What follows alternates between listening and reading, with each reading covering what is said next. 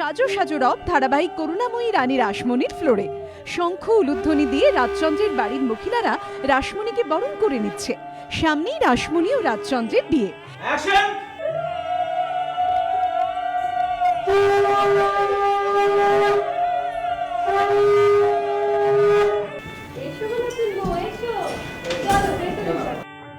রাজচন্দ্রের বাড়িতেই হবে বিয়ের সমস্ত আচার অনুষ্ঠান।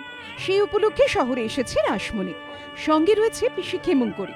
আর রাসমণিকে সাজিয়ে গুছিয়ে রাজবাড়ির উপযুক্ত বউ করে তোলার দায়িত্ব বর্তেছে যমুনেত্রীর ওপর। গ্রাম ছেড়ে আসা রাসমণির মন খারাপ। শুটিং এর ফাঁকে রাজবাড়ির মহিলাদের নিয়ে হয়মা নয় বৌমার মুখোমুখি হলো রাসমণি। আমি হলাম রানী রাসমণি। আমি চলে এসেছি আমাদের ফ্লোরের আমাদের সব টিম মেম্বারকে নিয়ে। কেন বলুন তো? সবাই দেখুন এখানে কতজন আমরা আছি, কারণ আমার বিয়ের প্রস্তুতি হচ্ছে। আর বিয়ে উপলক্ষে আমি গ্রাম থেকে শহরে চলে এসেছি।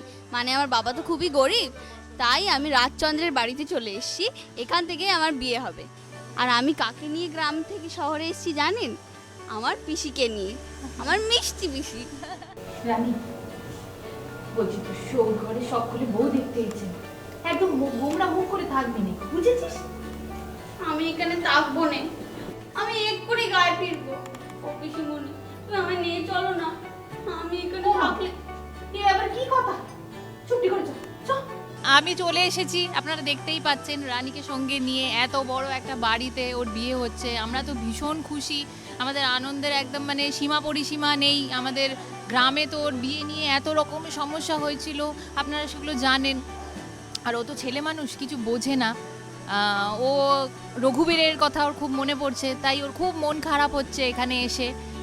আমি বারবার ওকে বকাঝকা করছি, বোঝাচ্ছি যাতে এরকম একদম না করে, একদম ভালো বউয়ের মতো থাকে এই বাড়িতে। আমার মনটা কিন্তু সত্যিই ভালো নেই, কারণ আমি তো গ্রাম থেকে শহরে চলে এসেছি, কিন্তু আমার রঘুবীর তো একেবারে গ্রামেই পড়ে আছে। আমার মনটা সত্যিই খুব খারাপ। কিন্তু এখানে এসে দেখছি সবার সাথে আস্তে আস্তে মানিয়ে নিতে হবে, বুঝতেই পারছি। আর আমার এই পাশে কে বসে আছে জানো তোমরা? আমাকে সাজানোর জন্য যার দায়ভার, সে আমার বাঁ পাশে বসে আছে। আমি এই যে গ্রামের একটা মেয়ে, তাকে তো সাজাতে হবে, সাজিয়ে গুছিয়ে রাজচন্দ্রের যোগ্য বউ করে তুলতে হবে। এই সাজানোর দায়িত্বটা তার। আমি হচ্ছি সেকালের বিউটিশিয়ান।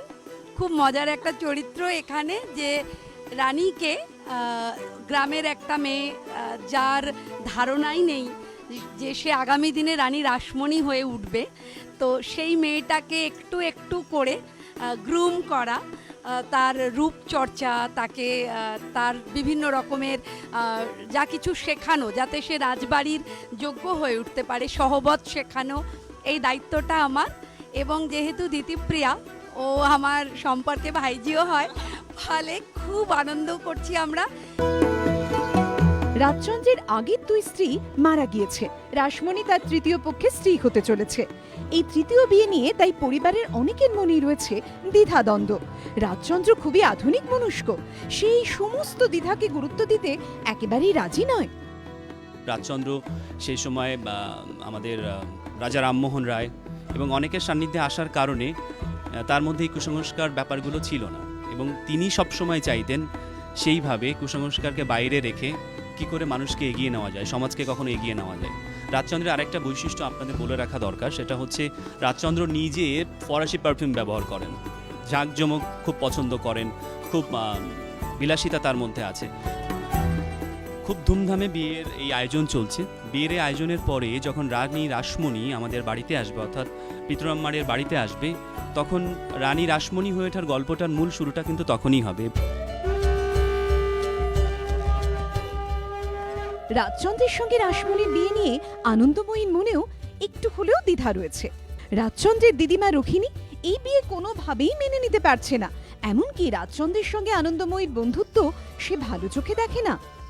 আমাদের এই রাজবাড়ি এখন আনন্দে সুন্দর করে লাইটে সেজে উঠেছে, কারণ আমার ঠাকুরপো তার বিয়ে।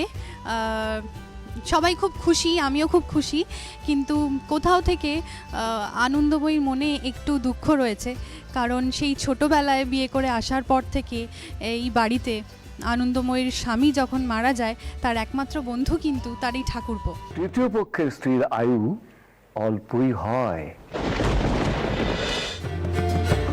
রাজচন্দ্র রাসমণির বিয়ে এখন শুধুমাত্র সময়ের অপেক্ষা, আর তারপরেই রাসমণির জানবাজারের রানী রাসমণি হয়ে ওঠার যাত্রা শুরু হবে। মানুষ বসাকের রিপোর্ট, এবিপি আনন্দ।